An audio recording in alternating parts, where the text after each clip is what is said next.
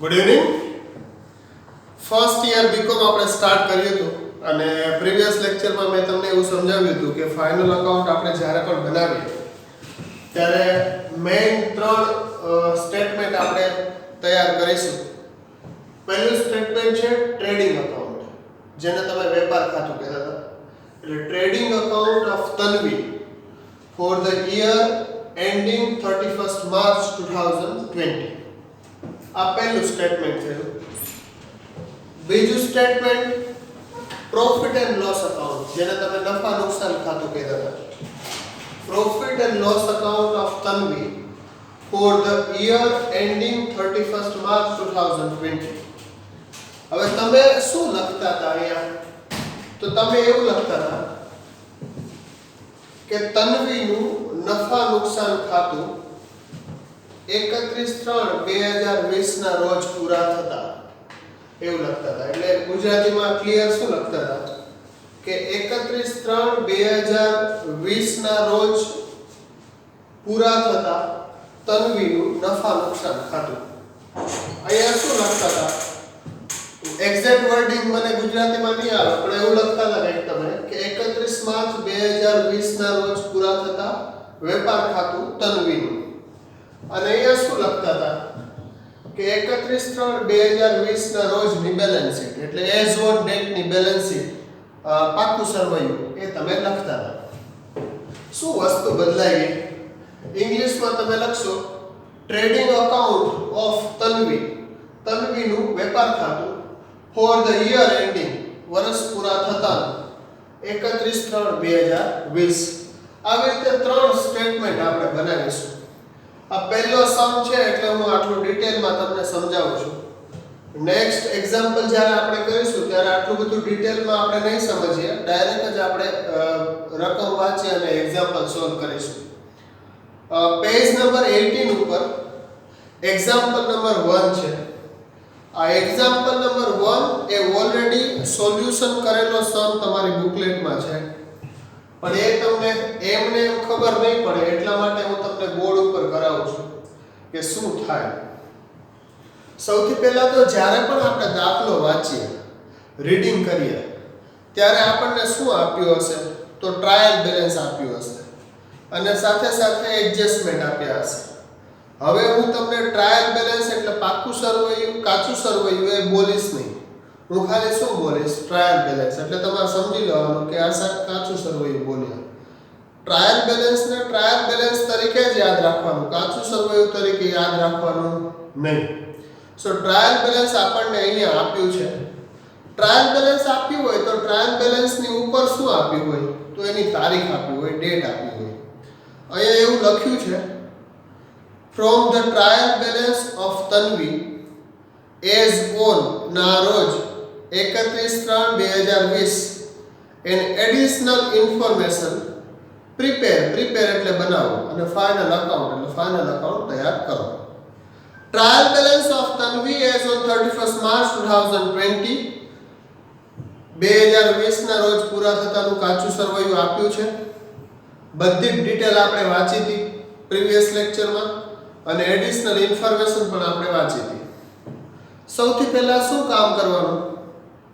જે બી additional information છે એ additional ઇન્ફોર્મેશનમાં જેને રિલેટેડ છે ટ્રાયલ બેલેન્સમાં ત્યાં તમારે સ્ટાર કરી દેવાનો. જેવું તમે 12મા ધોરણની અંદર કરતા હતા કે ટ્રાયલ બેલેન્સમાં કોઈ આઇટમ હોય અને એ આઇટમને ટ્રાયલ બેલેન્સ એડજસ્ટમેન્ટમાં કઈ લિંક હોય એટલે અલગથી એમાં કંઈક પ્લસ માઇનસ કરવાનું હોય તો આપણે શું કરતા હતા? એમાં એક સ્ટાર કરી દેતા હતા. એટલે આપણને ખબર પડે કે આમાં એડજસ્ટમેન્ટ છે, આમાં હવાલો છે. તો સૌથી પહેલા આપણે શું કરીશું? સ્ટાર કરવાનું કામ કરીશું. એટલે માર્કિંગ કરીશું. એડજસ્ટમેન્ટ 6 આપ્યા છે. 6 એડજસ્ટમેન્ટ હું અત્યારે ફરીથી વાંચું છું, જરા ધ્યાનથી જોજો. સૌથી પહેલું એડજસ્ટમેન્ટ શું આપ્યું છે? Closing stock is of 20,000 out of which market value of goods of ₹5,000 is 10% more. એટલે 20,000 નો સ્ટોક છે, એમાંથી 5,000 આપણે બાદ કરી નાખીએ તો વધ્યા કેટલા? 15,000. એટલે 15000 નો સ્ટોક તો આપણી પાસે માર્કેટ વેલ્યુ અને બુક વેલ્યુ થી સેમ છે. બીજા 5000 નો જે સ્ટોક છે તેમાં 10% માર્કેટ વેલ્યુ વધારે છે. તો 10% 5000 ના 10% આપણે કરીએ તો કેટલા થાય? 500 રૂપિયા. તો એક બાજુ 1500, એક બાજુ 5000 પ્લસ 500 એટલે 5500. બંનેને આપણે ભેગા કરીએ તો કેટલા થાય? તો કે 20500. બુકમાં કેટલો છે? 20000. માર્કેટમાં વેચવા જઈશું તો એની વેલ્યુ કેટલી છે? 20500. પણ ઇન્કમ ટેક્સની દ્રષ્ટિએ ઇન્કમ ટેક્સનો લો, ઇન્કમ ટેક્સનો રૂલ શું કહે છે કે માર્કેટ વેલ્યુ અથવા તો બુકમાં જે છે તે બેમાંથી જે ઓછો હોય તે, એટલે which ever is lower એ આપણે લઈશું. હવે તમે મને કહો કે સ્ટોક ઓછો કયો છે? તો 20000 આપણી બુકમાં છે અને માર્કેટમાં વેચવા જશું તો 20500 છે. તો બુકમાં જે છે તે 20000 ઓછો છે એટલે આપણે સ્ટોક કેટલો લેશું? 20000 લેશું, જેને કહેશું આખરનો સ્ટોક. ક્લિયર છે? ઓકે. પછી શું આપ્યું છે? Salary of ₹250 is outstanding. ચૂકવવાની બાકી સેલેરી. ટ્રાયલ બેલેન્સમાં તમે જુઓ સેલેરી આપી છે? તો કે હા સર આપી છે. કેટલી આપી છે? ₹6000. એમાંથી ચૂકવવાની બાકી કેટલી છે? તો 250. તો આપણે શું લખશું? Salary plus outstanding salary 250. પહેલા તો જે સેલેરી લખ્યું છે ત્યાં તમે સ્ટાર કરી દેજો એટલે ખબર પડે કે આમાં એડજસ્ટમેન્ટ છે. Insurance premium of ₹75 is paid in advance. ઉપર ઇન્સ્યોરન્સ પ્રીમિયમ તમને કે આપ્યું છે? હા આપ્યું છે. ત્યાં સ્ટાર કરી દેજો. ₹200 આપ્યું છે. એ આપણે ભર્યું છે. એમણે એવું કીધું કે જે ઇન્સ્યોરન્સ પ્રીમિયમ આપણે ભર્યું છે એમાંથી ₹75 એવા છે જે આ વર્ષના નહોતા છતાં ભરી દીધું. એટલે આપણે એને શું કરી દેશું ભાઈ? આ વર્ષનું ના હોય તો માઈનસ કરી દેશું. બાકી તો આ વર્ષમાં કયો ખર્ચો આવશે? 1/4/2019 થી લઈને 31/3/2020 ના જે પણ ખર્ચા હશે, જે પણ ઇન્કમ હશે, એ ઇન્કમ આપણે આ સ્ટેટમેન્ટમાં લેશું. આના સિવાયની કોઈ પણ ઇન્કમ હશે અથવા તો કોઈ પણ ખર્ચા હશે એ મેઇન જે ટ્રાયલ બેલેન્સમાં આપી છે એમાં પ્લસ કે માઈનસ કરશું અને એની બીજી ઇફેક્ટ આપણે બેલેન્સ શીટમાં અસેટ્સમાં આપીશું અથવા તો લાયબિલિટીમાં આપીશું. ક્લિયર છે? ક્લિયર છે. તો સેલેરીમાં સ્ટાર કરશો અને ઇન્સ્યોરન્સ પ્રીમિયમમાં પણ તમે સ્ટાર કરશો. Okay. Adjustment number 3. Commission accrued is ₹100. ઉપર કમિશન આપ્યું છે? તો કે હા જુઓ ઇન્કમ બાજુ એટલે ક્રેડિટ સાઈડ જે છે તે આપણી ઇન્કમ બાજુ છે. ત્યાં કમિશન આપ્યું છે 1000. એ એવું કહે છે કમિશન અક્રુડ ઇઝ 100. અક્રુડ એટલે મળવાનું બાકી છે. આ વર્ષનું છે, મળવાનું બાકી છે. તો જે પણ મળવાનું બાકી છે તે આપણે શું કરીશું? એડ કરીશું. તો કમિશનમાં પણ તમે સ્ટાર કરશો. અને interest of ₹450 is received in advance. Credit side બાજુ ઇન્ટરેસ્ટ લખેલું છે 950, ત્યાં તમે સ્ટાર કરશો. એ જે ઇન્ટરેસ્ટ છે કેટલું છે? 950. એમાં એમણે એવું કીધું છે 450 જે રિસીવ્ડ થયું છે એડવાન્સનું છે, મતલબ આવતા વર્ષનું છે, આ વર્ષનું નથી. તો આ વર્ષનું નથી તો શું કરશું ભાઈ? ત્યાંથી આપણે લેસ કરી દઈશું. Okay. Write off ₹500 as bad debts from debtors. Debtors એટલે દેવાદાર, જેને આપણે ડેટર્સ કહેશું, જેની પાસેથી પૈસા લેવાના છે તે. ફલાણા ભાઈ પાસેથી પૈસા લેવાના હતા. કેટલા લેવાના હતા? જો અહીંયા ડેટર્સ આપ્યા હશે, ડેબિટ બાજુ આપ્યા છે. હા, 12500. એમાંથી આપણને ડાઉટ છે શું? ₹500 આવશે નહીં. એટલે આપણે શું કરશું? બેડ ડેટ્સ, ઘાલખાત, જે આપણો ખર્ચો છે, એક પ્રોફિટ એન્ડ લોસ અકાઉન્ટમાં મૂકશું અને બીજું જે ડેટર્સ આપણે બતાવશું ડેટર્સમાંથી બાદ કરીશું. એડજસ્ટ એટલે ડેટર્સમાં પણ તમે સ્ટાર કરશો. Adjustment number 5. Calculate 5% depreciation on building. 5% ઘસારો બિલ્ડિંગ ઉપર કાપવાનો છે. એટલે અસેટ્સ બાજુ પહેલા બિલ્ડિંગ મૂકીશું, એમાંથી ઘસારો બાદ કરશું અને ઘસારો છે આપણો ખર્ચો પણ છે એટલે બીજી ઇફેક્ટ આપણે ક્યાં આપીશું? પ્રોફિટ એન્ડ લોસમાં. And 10% depreciation on furniture. અહીંયા ફર્નિચર લખીશું, એમાંથી 10% ઘસારો કાપીશું અને બીજી ઇફેક્ટ ઘસારાની ક્યાં આપીશું? Profit and લોસમાં. 12મા ધોરણમાં જે કરતા હતા તે જ. Interest on capital is to be calculated. જે માણસ ધંધામાં પૈસા લઈને આવ્યો એ મફતના પૈસા થોડા ધંધો વાપરશે, એટલે ધંધો એમને ઇન્ટરેસ્ટ આપશે. એમને જે ઇન્ટરેસ્ટ આપણે આપીશું, આપણે એટલે ધંધો ઇન્ટરેસ્ટ આપશે, એની કેપિટલમાં આપણે પ્લસ કરશું, એની કેપિટલ વધી જશે. આપણે ઇન્ટરેસ્ટ આપીશું એટલે ધંધાનો ખર્ચો થશે, એટલે બીજી ઇફેક્ટ આપણે ડેબિટ બાજુ ખર્ચા બાજુ મૂકીશું. Okay. Interest on drawing is to be taken as 250. એ ભાઈ ધંધામાં પૈસા લઈ આવ્યા તો ધંધાએ એમને ઇન્ટરેસ્ટ આપ્યો. ઓકે, એ ધંધાનો ખર્ચો થઈ ગયો. એ ભાઈ ધંધામાંથી પૈસા લઈ ગયા ઉપાડ તરીકે, એમને આપણે વાપરવા નહીં આપીએ. આપણે એને કહેશું ભાઈ તું પૈસા વાપરવા લઈ ગયો એનું ઇન્ટરેસ્ટ આપ. એ ધંધાની ઇન્કમ થશે એટલે કેપિટલમાંથી લેસ કરશું, એની કેપિટલમાંથી ઓછું થઈ જશે અને આપણે ઇન્કમ બાજુ લખીશું. એટલે કેપિટલમાં પણ તમે સ્ટાર કરશો. હવે 1 by 1 બધી જ આઈટમ પહેલા આપણે જોતા જઈએ. સૌથી પહેલા ક્રેડિટ બાજુની બધી આઈટમ જોઈ લઈએ. ચલો, ક્રેડિટ બાજુ સૌથી પહેલા શું લખ્યું છે? કેપિટલ. કેપિટલ ક્યાં આવે ભાઈ? કેપિટલ એટલે મૂડી. સો આપણે અહીંયા લખીશું કેપિટલ. કેટલા રૂપિયા લખીશું કેપિટલ? તો કે 30,000 રૂપિયા. આપણે અંદરની બાજુ એટલા માટે લખશું કે આમાં હજી પ્લસ માઈનસ કરવાનું બાકી છે. ઓકે, કેપિટલમાં તમે સ્ટાર કર્યું હશે. હવે કેપિટલમાં શું એણે કીધું છે કે interest on capital is to be calculated 10%. એટલે 10% કેપિટલ ઉપર વ્યાજ આપવાનું છે આપણે. હવે અહીંયા જુઓ જરા, ઇન્ટરેસ્ટ ઓન કેપિટલ. હું નીચે વર્કિંગમાં લખી આપું છું તમને. કેટલું કેપિટલ છે એમનું ભાઈ? તો કે 30,000 રૂપિયા. એના ઉપર કેટલું વ્યાજ આપણે લગાડવાનું છે? તો કે 10%. અને કેટલા વર્ષનું લગાડવાનું છે? તો કે ભાઈ 12 મહિનાનું લગાવવાનું છે. સો જરા 12 મહિનાનું વ્યાજ આપણે કરીએ તો 30,000 ના 10%, 30,000 ના 10% એટલે 3,000 રૂપીસ વ્યાજ એનું આવશે. આ શું છે ભાઈ? તો કે ધંધામાં એ ભાઈ જે કેપિટલ લઈને આવ્યા છે તેનું આ ઇન્ટરેસ્ટ છે. હવે આની અકાઉન્ટિંગ એન્ટ્રી શું થાય? તો એક તો આપણો ખર્ચો છે એટલે આપણે પ્રોફિટ એન્ડ લોસમાં અકાઉન્ટમાં શું કરીશું? ડેબિટ કરીશું. અને ક્રેડિટ કોને કરીશું? તો ભાઈને પૈસા વધારે મળશે એટલે ભાઈની કેપિટલમાં ક્રેડિટ થશે. તો એન્ટ્રી શું પાડીશું? Accounting entry.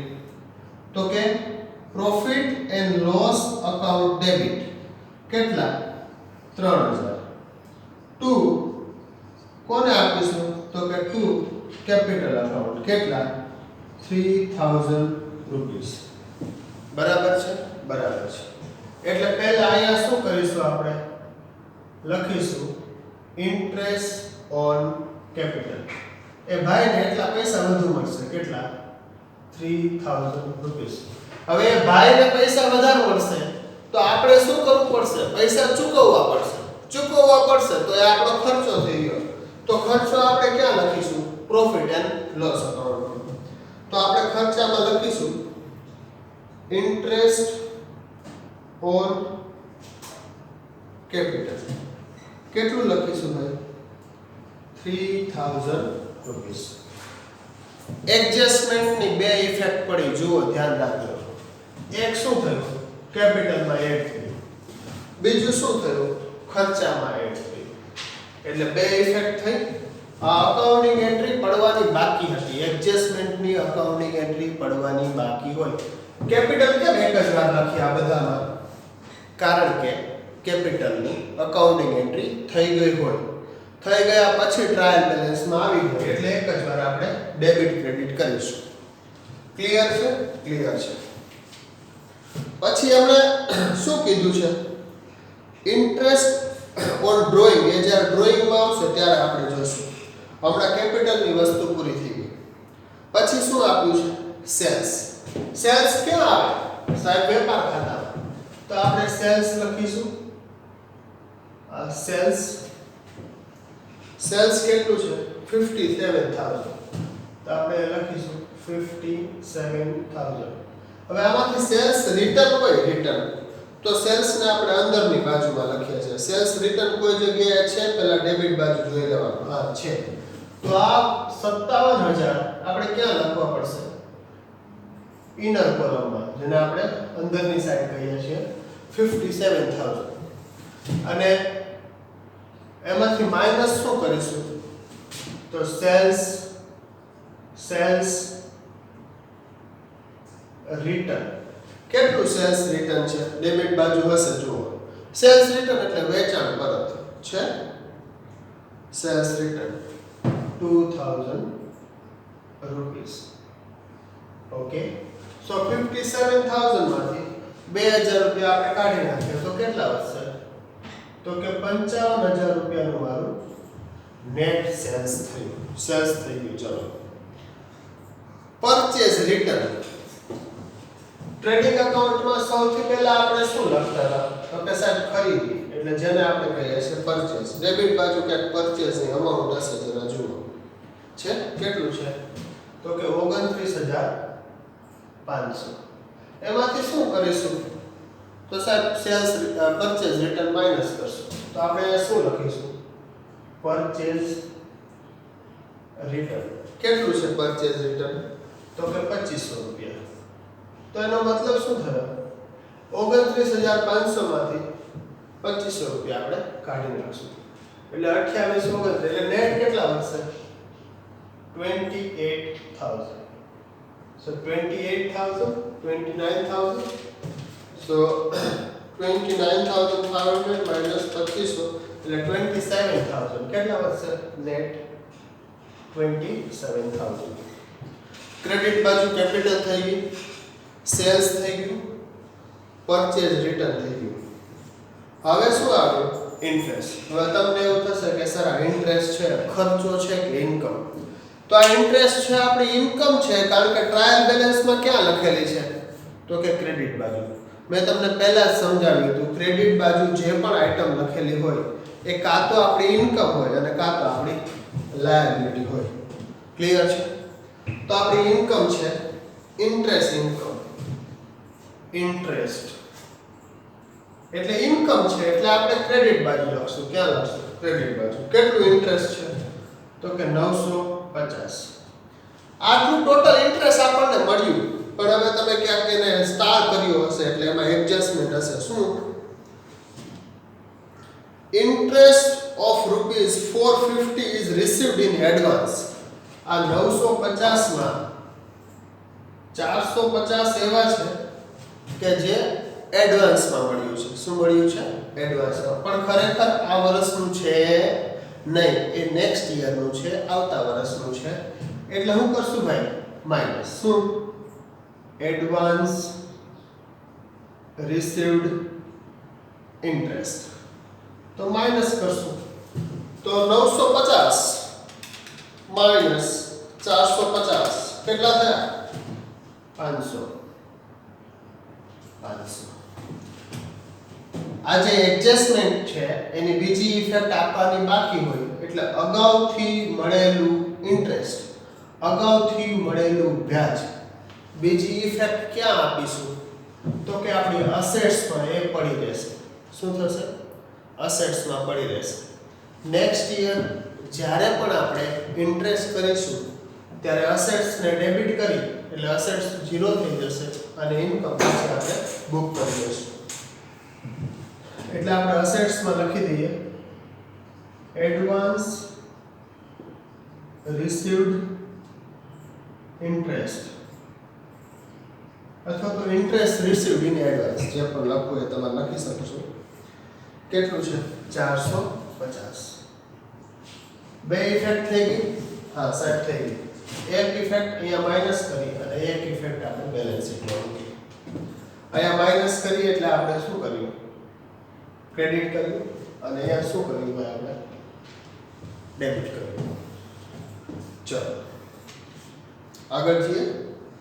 ડિસ્કાઉન્ટ આપણને મળ્યું. અહીંયા ડિસ્કાઉન્ટ નોર્મલી ટ્રેડિંગ અકાઉન્ટમાં આવે, બટ આપણે શું કરીશું કે ડિસ્કાઉન્ટને કેશ ડિસ્કાઉન્ટ વટાવ ગણીને આપણે એને પ્રોફિટ એન્ડ લોસ અકાઉન્ટમાં મૂકશું. કેટલું? 950. નોર્મલી ડિસ્કાઉન્ટ બે પ્રકારના હોય. એક કેશ ડિસ્કાઉન્ટ હોય જેને તમે રોકડ વટાવ કહો છો, અને એક કેશ ડિસ્કાઉન્ટ છે અને એક તમારું નેટ ડિસ્કાઉન્ટ છે. નોર્મલી કશું જ ના કીધું હોય તો ડિસ્કાઉન્ટ તમે ક્યાં મૂકશો? પ્રોફિટ એન્ડ લોસ અકાઉન્ટમાં. ડિસ્કાઉન્ટ થઈ ગયું. કમિશન પણ ઇન્કમ છે એટલે આપણે લખીશું કમિશન. ધ્યાન રાખવાનું કે ડિસ્કાઉન્ટ જ્યારે પણ આપણે લખીએ છીએ ત્યારે કશું જ ના કીધું હોય તો પ્રોફિટ એન્ડ લોસ અકાઉન્ટમાં લખીશું. રોકડ વટાવ અને વેપારી વટાવ આ બે શબ્દ તમે 12મા ધોરણની અંદર ભણ્યા હશો. રોકડ વટાવ એટલે કેશ ડિસ્કાઉન્ટ અને વેપારી વટાવ એટલે ટ્રેડ ડિસ્કાઉન્ટ. સો ટ્રેડ ડિસ્કાઉન્ટની નોર્મલી ટ્રેડ ડિસ્કાઉન્ટની સેલ્સ અને પરચેઝમાં માઈનસ થઈને જ આવ્યું હોય એટલે એની કોઈ ઇફેક્ટ હોય નહીં. જે તમે કેશ ડિસ્કાઉન્ટ આપો છો તે કેશ ડિસ્કાઉન્ટ અહીંયા હું લખી દઉં છું. કેશ ડિસ્કાઉન્ટ એટલે રોકડ વટાવ. એ રોકડ વટાવ આપણે પ્રોફિટ એન્ડ લોસ અકાઉન્ટમાં મૂકશું. હવે રોકડ વટાવ શું છે એ હું તમને સમજાવું. જરા ધ્યાનથી સાંભળજો. આપણે કોઈને પૈસા આપવાના હતા, 40 દિવસ પછી 5 લાખ રૂપિયા આપવાના હતા. એ ભાઈને આપણે 20 દિવસ પછી પૈસા આપી દીધા, એનો મતલબ 20 દિવસ વહેલા આપી દીધા. તો એ ભાઈ શું કહેશે? તમે 20 દિવસ 5 લાખ રૂપિયા વહેલા આપ્યા છે તો હું તમને થોડાક પૈસા વળતી આપું, કાપી આપું, એટલે તમારે એટલા ઓછા આપવા પડશે. જે એ કાપી આપે છે એ છે રોકડ વટાવ, જેને આપણે કહીશું કેશ ડિસ્કાઉન્ટ. આપણી આવક થઈ કે નહીં થઈ? સાહેબ કેટલા આપવાના હતા? 5 લાખ. આપ્યા કેટલા? 4,10,000 કે 4,90,000. 10,000 નો ફાયદો. જે ફાયદો છે તે શું છે? ડિસ્કાઉન્ટ, જેને આપણે કહીશું કેશ ડિસ્કાઉન્ટ. આ આપણો ફાયદો છે. એવી જ રીતે કોઈની પાસેથી પૈસા લેવાના હતા, 50 દિવસ પછી 5 લાખ રૂપિયા લેવાના હતા. એ ભાઈએ કીધું કે હું તમને હમણાં જ પૈસા આપી દઉં, તમે મને ડિસ્કાઉન્ટ કાપી આપો. આપણે કહીશું ભાઈ આપી દે, હું તને ડિસ્કાઉન્ટ કરી આપીશ. આપણે ડિસ્કાઉન્ટ આપવું પડ્યું. જો આપવું પડ્યું તો એ આપણો શું થઈ જશે? બોલો? ખર્ચો. તો એ આપણે ખર્ચામાં બતાવીશું. એટલે જ્યારે પૈસા આપવાના હશે ત્યારે સામેવાળો આપણને ડિસ્કાઉન્ટ આપશે, એ આપણી ઇન્કમ થઈ જશે. જ્યારે આપણે કોઈની પાસેથી પૈસા લેવાના હશે ત્યારે આપણે ડિસ્કાઉન્ટ આપવું પડશે, એ આપણો ખર્ચો થઈ જશે, આ આપણી ઇન્કમ થઈ જશે. ટ્રેડ ડિસ્કાઉન્ટ તમે જેને કહો છો, વેપારી વટાવ, એ સેલ્સમાં હોય કે પરચેઝમાં હોય, નેટ એડજસ્ટ થઈને જ આવ્યું હોય એટલે અહીંયા કોઈ ઇફેક્ટ આપવાની જરૂર નથી. પણ સ્પેસિફિક તમને એવું કીધું હોય કે ટ્રેડ ડિસ્કાઉન્ટનું તમારી ઇફેક્ટ આપવાની બાકી છે તો પરચેઝમાં હોય તો પરચેઝમાં, સેલ્સમાં હોય તો સેલ્સમાં જે જગ્યાએ ઇફેક્ટ આપવાની હોય ત્યાં આપીશું. નોર્મલી તમને ટ્રેડ ડિસ્કાઉન્ટ કહેશે નહીં. આગળ જઈએ. ચાલો. કમિશન કેટલું છે? 1000. હવે કમિશનમાં તમે કંઈક સ્ટાર કરેલો છે. શું?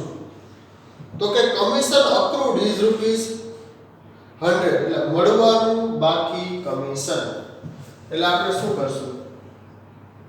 અક્રુડ કમિશન એટલે મળવાનું બાકી છે. 6 વર્ષનું પણ મળવાનું બાકી છે. તો કેટલું લખીશું? મળવાનું બાકી કમિશન કેટલું? 100. તો ટોટલ કમિશન કેટલું થઈ ગયું?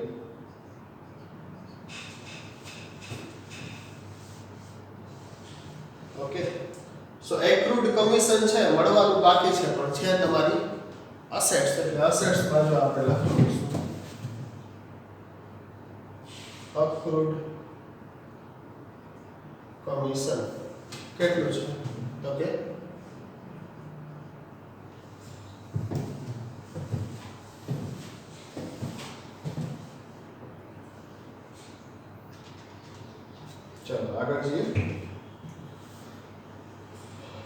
ડિવિડન્ડ મળ્યું, શેર્સ આપણે ઇન્વેસ્ટમેન્ટ કર્યું હોય તો શું મળે?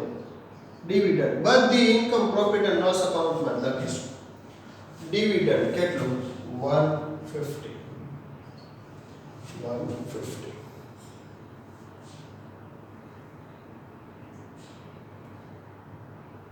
બેંક લોન છે એ શું છે? આપણી લાયબિલિટી છે, તો આપણે લખીશું કે બેંક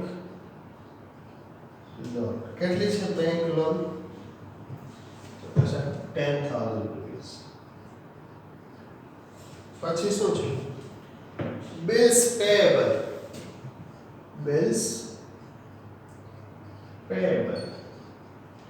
જેને તમે દેવી ઋણ કહો છો. બિલ્સ પેયેબલ કેટલા છે? 5,000. ઓકે. ક્રેડિટર્સ કેટલા છે? ક્રેડિટર્સ તો કે 11,500 ક્રેડિટર્સ થઈ ગયા. તો ક્રેડિટ બાજુની બધી આઈટમ આવી ગઈ. હવે શું છે લખ્યું છે? ડ્રોઈંગ્સ એટલે ઉપાડ શું થશે ભાઈ? મૂડીમાંથી માઈનસ. સો ડ્રોઈંગ્સ કેટલું છે? ડ્રોઈંગ્સ 5,000. ઓકે. પણ ડ્રોઈંગ્સમાં એવું કીધું છે કે વ્યાજ ભાઈ પાસેથી લેવાનું છે ઉપાડ ઉપર. તો ડ્રોઈંગ્સ અહીંયા હું લખી આપું છું. ઇન્ટરેસ્ટ ઓન ડ્રોઈંગ્સ કેટલું છે? ડ્રોઈંગ એનું 5,000. નીચે શું કીધું છે? Interest on drawing last adjustment છઠ્ઠા નંબરનું. ઇન્ટરેસ્ટ ઓન કેપિટલ તો આપણે ઓલરેડી કરી દીધું. Interest on drawing is to be taken 250. Direct જ અમાઉન્ટ આપી દીધી છે. કેટલા આપી દીધા છે? તો કે ઇન્ટરેસ્ટ ઓન ડ્રોઈંગ કેટલું થશે ભાઈ? 250. હવેની અકાઉન્ટિંગ એન્ટ્રી આપણે કરવી હોય તો શું અકાઉન્ટિંગ એન્ટ્રી કરશું? તો એક તો આપણી આ ઇન્કમ છે, કારણ કે એ ભાઈ આપણને આપશે.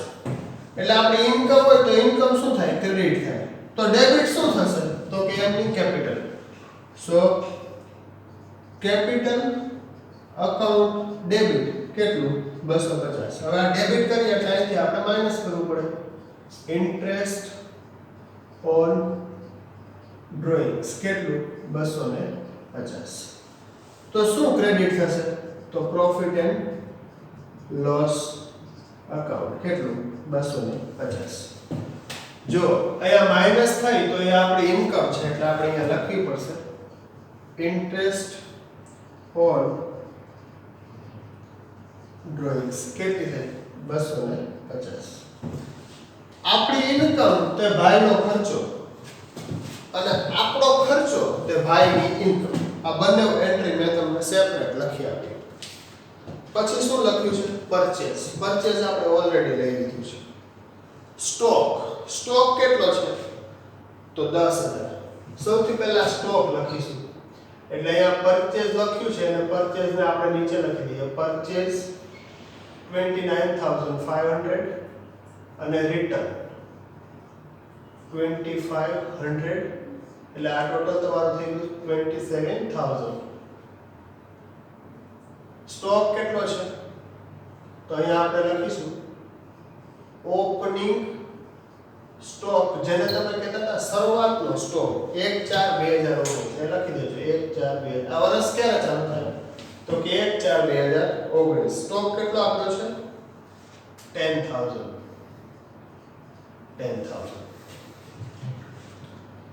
કેરેજ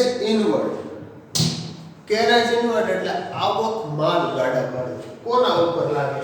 પરચેઝ ઉપર. એટલે ક્યાં લખીશું આપણે? વેપાર ખાતામાં. સો કેરેજ ઇનવર્ડ કેટલું આપ્યું છે? Carriage inward 1,000 rupees. Okay. Sales return already આપણે લખી દીધું છે.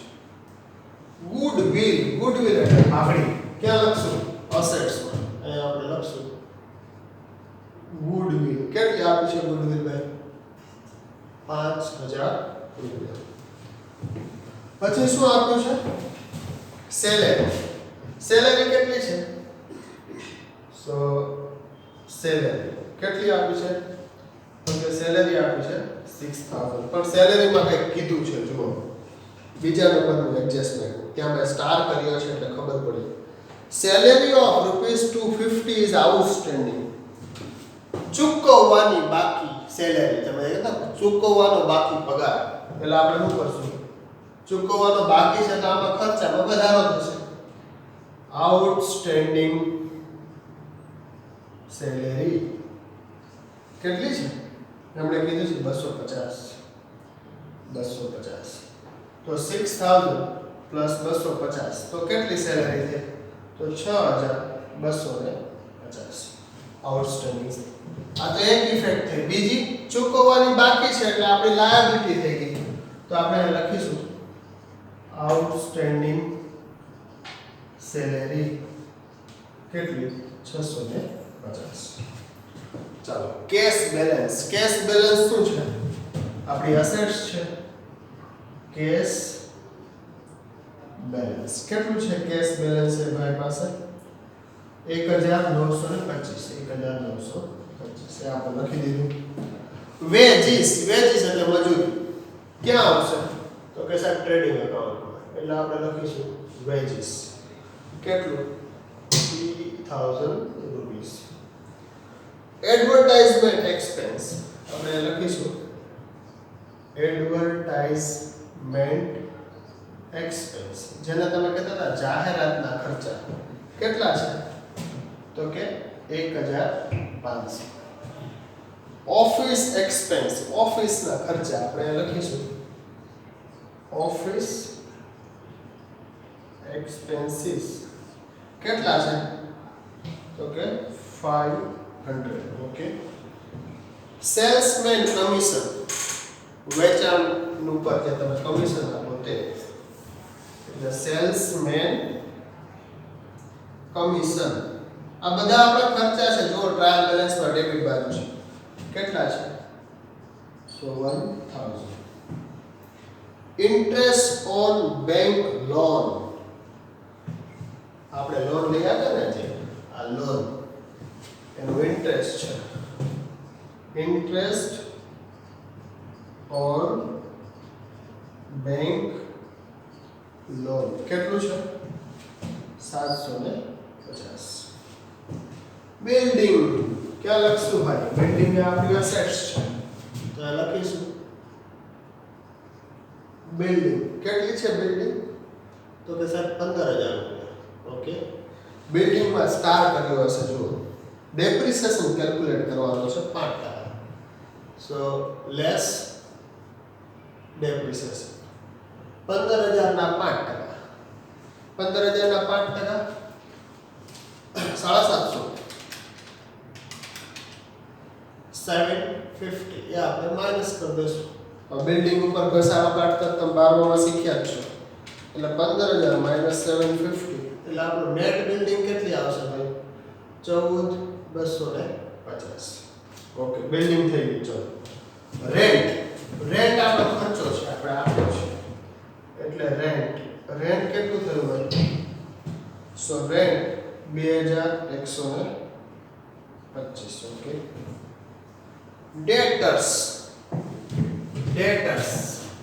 ક્યાં લખશું બેલેન્સ શીટમાં સો ડેટર્સ એટલે જેની પાસેથી પૈસા લેવાના છે તે કેટલા 12500 મેં અંદરની સાઈડ એટલા માટે લખ્યું કે આમાં ગાલખાત આપણે હજી કરવાની છે કેટલી 500 રૂપિયા ચોથા નંબરનું એડજસ્ટમેન્ટ જુઓ right off ₹500 is bad debts from debtors એટલે આપણે શું કરીશું બેડ ડેટ્સ બેડ એટલે ખરાબ અને ડેટ્સ એટલે દેવાદાર ખરાબ દેવાદાર એ આપણે આમાંથી માઈનસ કરી નાખશું કેટલા 500 તો કેટલા થયા તો 12000 રૂપિયા નેટ ડેટર્સના થયા આજે આપણે ખર્ચો કાઢ્યો તેની બીજી ઇફેક્ટ ક્યાં આપીશું પ્રોફિટ એન્ડ લોસ અકાઉન્ટ શું લખશું બેડ ડેટ્સ પણ બ્રેકેટ કરીને લખશું કે આ એડજસ્ટમેન્ટની છે શું છે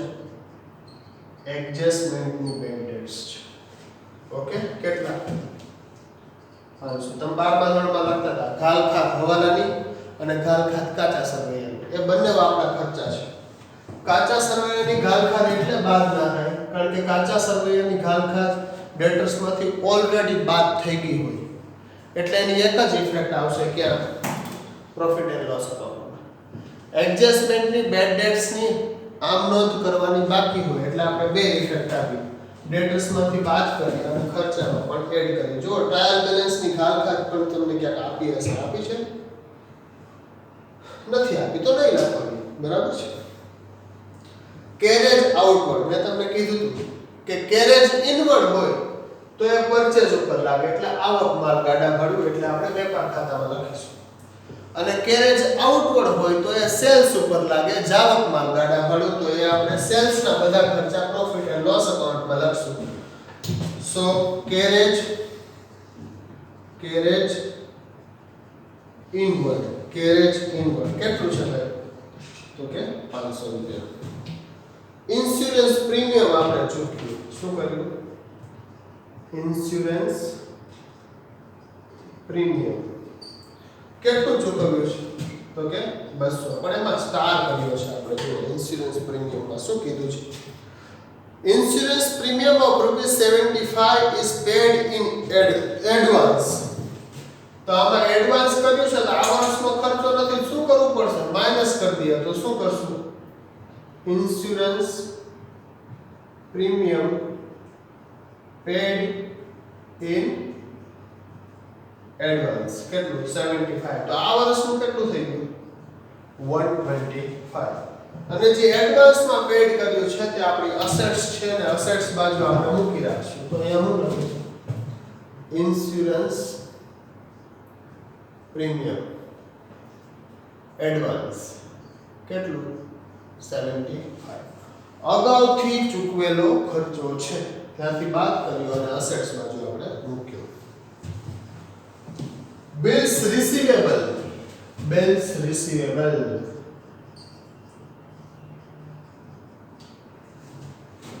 લેણી હુંડી 2500. ઇન્વેસ્ટમેન્ટ ઇન શેર્સ, ઇન્વેસ્ટમેન્ટ ક્યાં આવે ભાઈ? આપણી ઇન્કમ ય નથી, ખર્ચો ય નથી, તો શું છે? અસેટ્સ છે. ઇન્વેસ્ટમેન્ટ ક્યાં કર્યું છે? શેર્સમાં. કેટલું કર્યું છે? તો કે 1500. સ્ટેશનરી એન્ડ પ્રિન્ટિંગ શું છે? ખર્ચો છે. તો લખીએ સ્ટેશનરી એન્ડ પ્રિન્ટિંગ કેટલો ખર્ચો છે? 250. ઓકે. ડિસ્કાઉન્ટ, જો મેં તમને કીધું હતું ને કે આ ડિસ્કાઉન્ટ આપણે આપ્યું છે એટલે ખર્ચો છે, આ ડિસ્કાઉન્ટ આપણને મળ્યું હતું એટલે ઇન્કમ છે. આ કયું ડિસ્કાઉન્ટ? કેશ ડિસ્કાઉન્ટ, પણ લખ્યું નથી કેશ ડિસ્કાઉન્ટ. સમજી લેવાનું કે આ કેશ ડિસ્કાઉન્ટ છે. ડિસ્કાઉન્ટ કેટલું છે ડિસ્કાઉન્ટ ભાઈ? 1250. ઓકે. બેંક બેલેન્સ ક્યાં લખશું? અસેટ્સ બાજુ.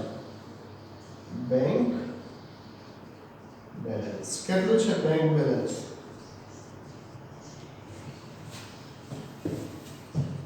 ફર્નિચર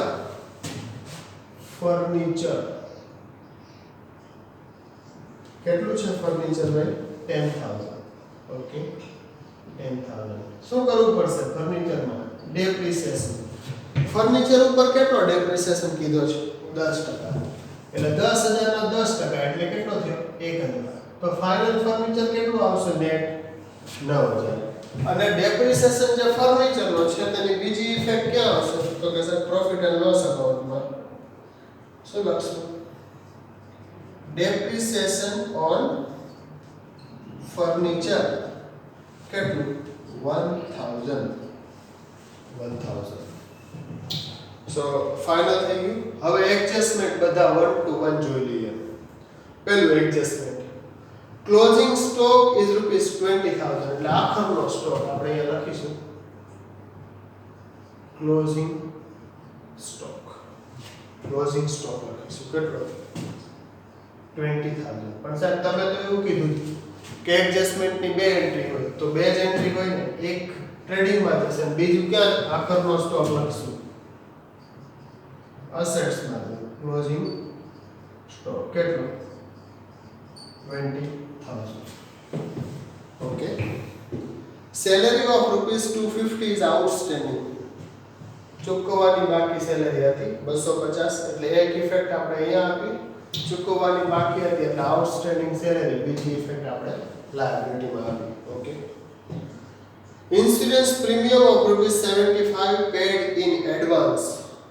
Insurance premium લખ્યું મેં લખ્યું યસ 200. એડવાન્સમાં જે પેડ કર્યું તે માઈનસ કર્યું અને જે માઈનસ કર્યું તે આપણી અસેટ્સ થશે એટલે આપણે અહીંયા લખ્યું insurance premium paid in advance 75 rupees. બંને ઇફેક્ટ આવી ગયો. Okay. Commission accrued is rupees 100. મળવાનું બાકી કમિશન. કમિશન મળવાનું બાકી છે એટલે આપણે શું કરીએ 1000 આપણે ઓલરેડી ટ્રાયલ બેલેન્સમાં હતું અને મળવાનું બાકી છે એ શું છે આપણી અસેટ્સ છે એટલે ટોટલ 1000 પ્લસ 100 એટલે 1100 રૂપિયા ટોટલ કમિશન થયું.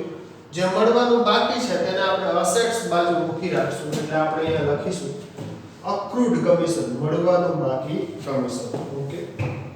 While interest of rupees 450 received in advance. તો એડવાન્સમાં કમિશન રિસીવ થયું છે તો કમિશન એડવાન્સ ઇન્ટરેસ્ટ એડવાન્સમાં રિસીવ થયું છે. કેટલું એડવાન્સમાં રિસીવ થયું છે તો કે 950. તો આપણે શું કરીએ 450 માઈનસ કરી દીધા અને જે બી માઈનસ કર્યા છે તે આપણી લાયબિલિટી છે એટલે આપણે લાયબિલિટીમાં લખશું 450.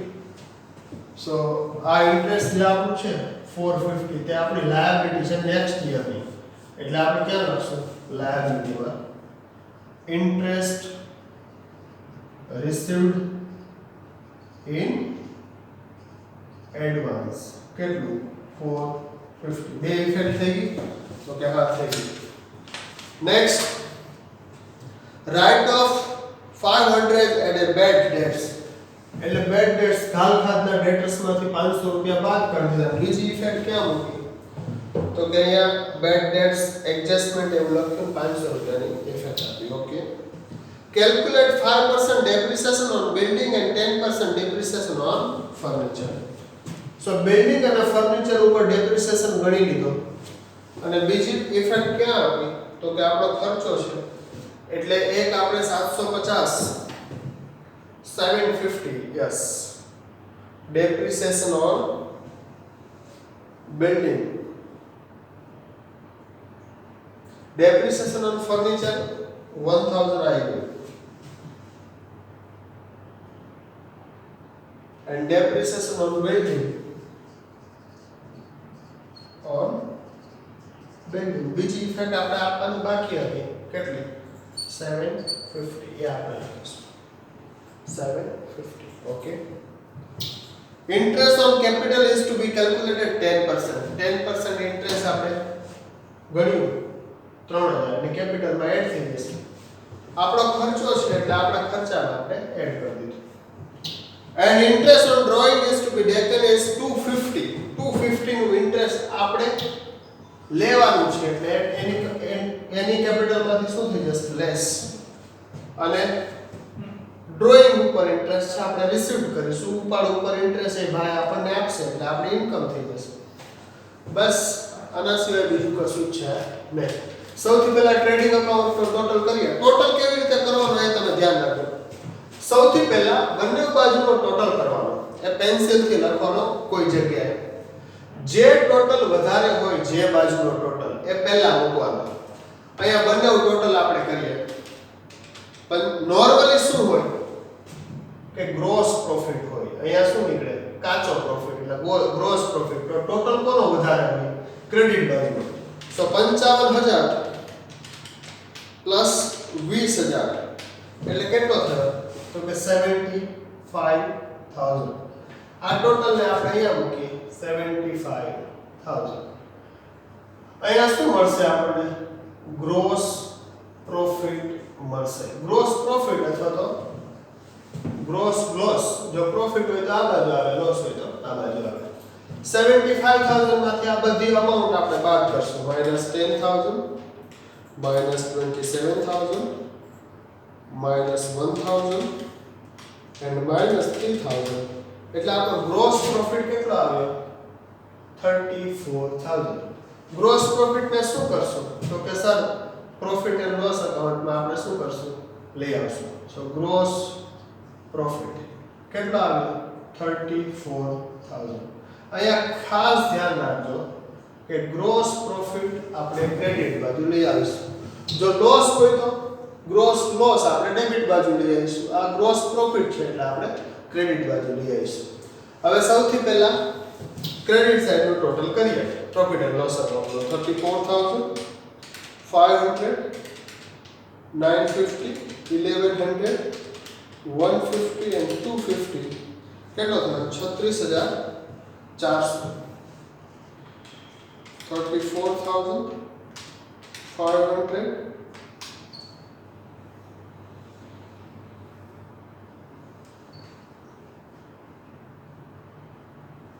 discount received in advance एक एडजस्टमेंट છે discount received in advance છે કોઈ જગ્યાએ